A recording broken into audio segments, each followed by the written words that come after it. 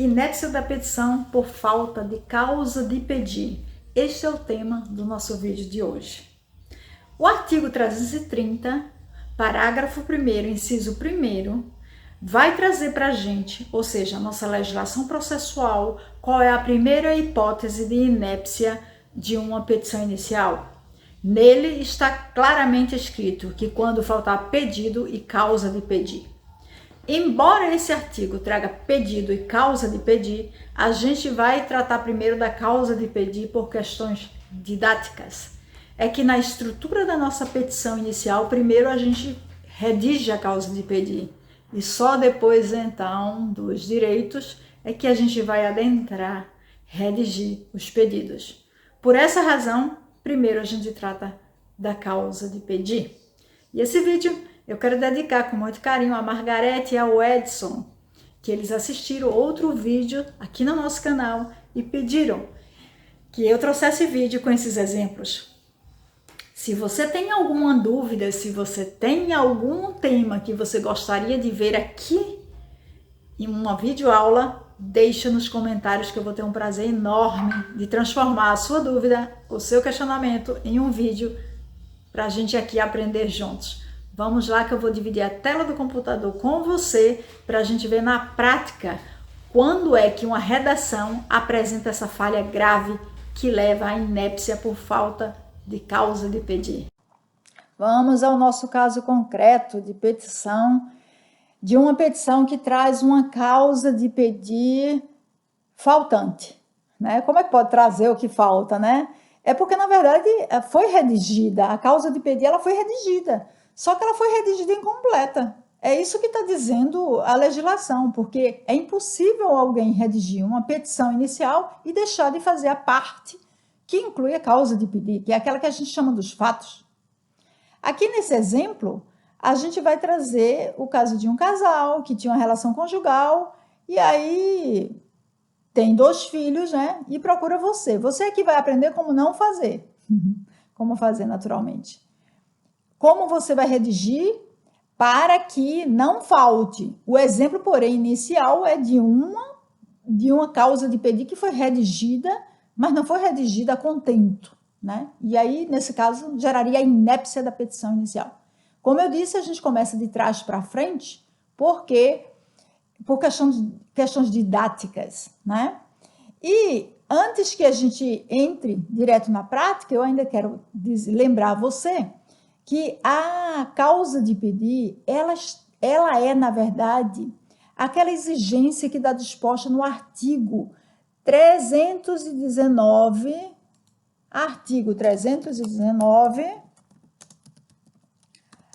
inciso 3º do CPC, que exige que a petição ela deve indicar os fatos e os fundamentos jurídicos. Sim, porque se você está iniciando a sua prática jurídica agora e você for procurar lá nos requisitos da petição inicial, aonde eu acho que é a causa de pedir? Você não acha ela direto, escrito causa de pedir, você vai achar redigida assim, os fatos e os fundamentos jurídicos. Por quê? Porque esses 2 juntos, eles compõem a causa de pedir de uma petição inicial. Se você ainda não sabe exatamente o que é causa de pedir, como ela se constitui, vá lá no meu blog aqui, ó, o link. Embaixo na descrição desse vídeo eu deixo o link clicável, que você pode clicar e ir direto lá para o meu blog e você vai achar um artigo que eu escrevi sobre causa de pedir e seus elementos. É muito importante que você entenda isso para você, quando for redigir suas petições, fazer o seu próprio checklist e se perguntar: eu estou atendendo esses 2 elementos aqui na redação da minha causa de pedir? Porque quando a gente vai redigir, a gente faz mais ou menos assim. Geralmente faz assim. 1, 2 ou 3, o tópico dos fatos e fundamentos jurídicos do pedido. Isso é o tópico que a gente redige para nele a gente trazer aqui o que a gente vai narrar sobre o caso. Só en passant, ou seja, brevemente, para aqui você se centrar, Os fatos é aquilo que você está contando, narrando o que aconteceu. Os fundamentos jurídicos é a relação jurídica que há entre os envolvidos nesse processo que gera o direito pretendido. Vamos lá, então, ao nosso exemplo prático. Eu falei que a primeira hipótese prevista no artigo 330 do CPC, no parágrafo 1º, no inciso 1º, é quando lhe faltar pedido ou causa de pedir. Vamos aqui para a causa de pedir, mais uma vez por questões didáticas. E o nosso exemplo. Eu trago aqui um exemplo bem simples, em que há uma redação, 4 parágrafos, sucinto, mas não tem causa de pedir. E você, se você já entendeu sobre esses 2 elementos da causa de pedir, fato, fundamento jurídico, você vai identificar aqui o que falta. Dê um stop aqui e leia. Leu? Pronto. Não preciso ler porque você já leu. Repare. Quais são os fatos que ensejam uma guarda compartilhada?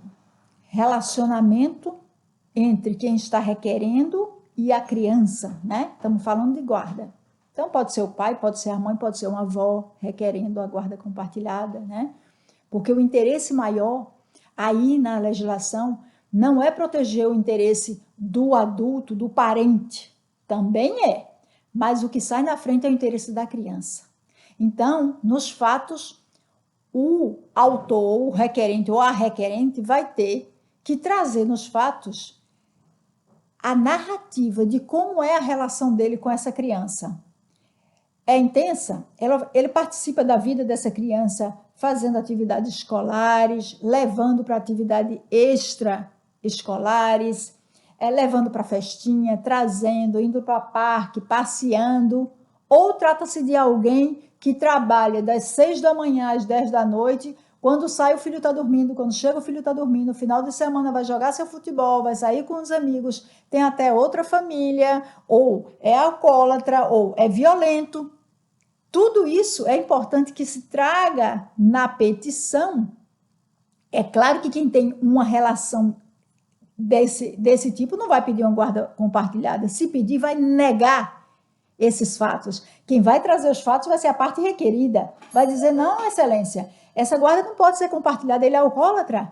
Não, excelência, essa guarda não pode ser compartilhada porque a minha filha tem 4 anos e ele não sabe nem o que ela come. Ele nunca deu um lanchinho para ela. Percebe a importância de você narrar os fatos, trazendo, num caso como esse, a relação que há entre pai ou mãe e o filho. Fatos está aí. O segundo ponto, que é o fundamento jurídico, é dizer que essa criança é fruto dessa relação. Bem, é fruto da relação? Como? Foi fruto de uma adoção, ou nasceu de ambos, os dois são genitores mesmo, né?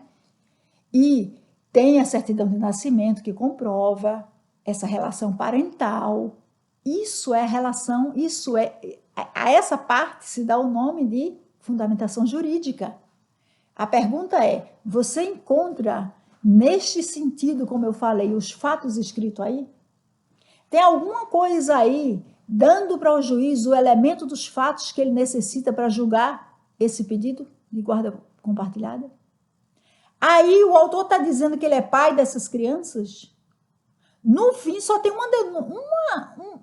veinho de possibilidade, porque no fim tem dizendo assim, ó, dessa forma, a solução que melhor se apresenta é o compartilhamento da guarda entre os genitores dos menores. É ele esse genitor? Percebe?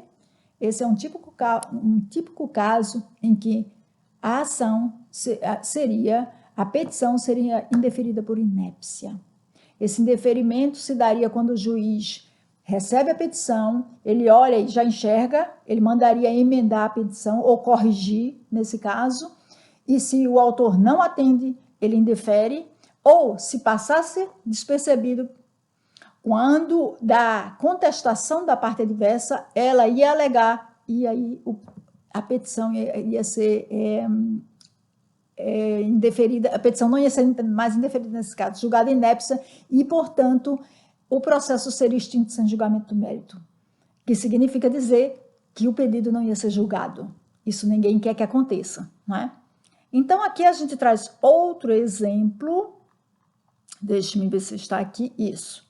Aqui seria o exemplo em que a gente está trazendo como é que se dá uma redação desse tipo para não gerar a falta da causa de pedir.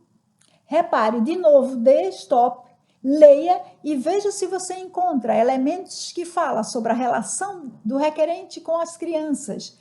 Se fala que ele é genitor dessas crianças, ou dessa criança, né?